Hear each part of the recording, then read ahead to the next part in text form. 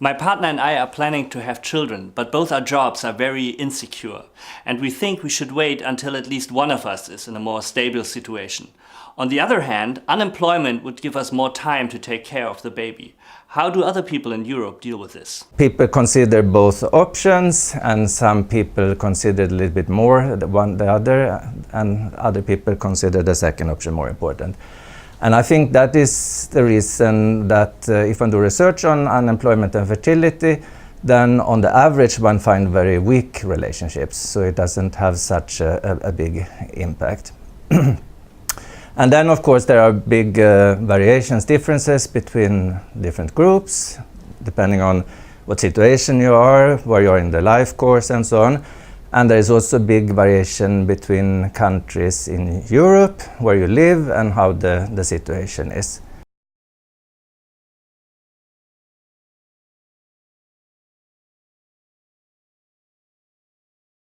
For highly educated people, it appears that being unemployed is a little bit more disturbing, because highly educated people, they have clearly lower fertility when they're unemployed, while this is not always the case for the lowly educated.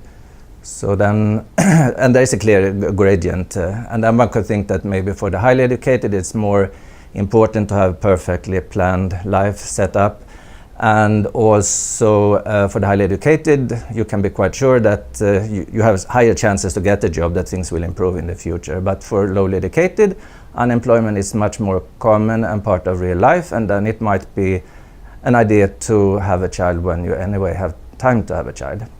And of course it depends on how the welfare system is in different countries. So what are the economic situation when you're unemployed, and if you're covered by parental leave regulations and so on, and that differs a lot between different countries.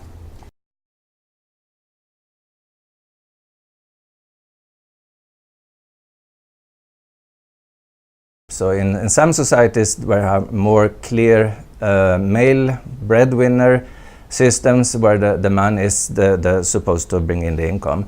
And in that situation, then unemployment for the men is probably negatively related to fertility, while unemployment of the woman could have a situation when there is time to have children.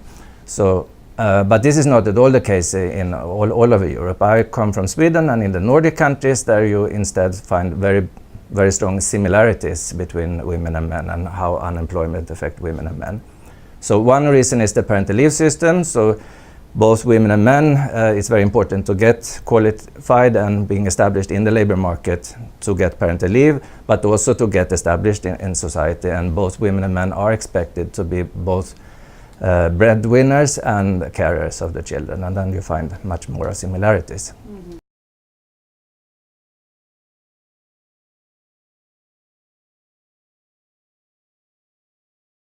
In general, it is most important for the first child, because when you become a parent, it's really the most important transition in the life in terms of the responsibilities that carries. And in many countries, there is a strong two-child norm, so if you have a first child, you also have a second child. But there is also variation among countries in Europe in this aspect. So, for example, in Russia and in Ukraine, there is very common that everybody are having a first child when they're very young, but it's when you're thinking about the second child when you have to confront all the realities in life, and then you have a choice with having a child or not. And then unemployment might be very important.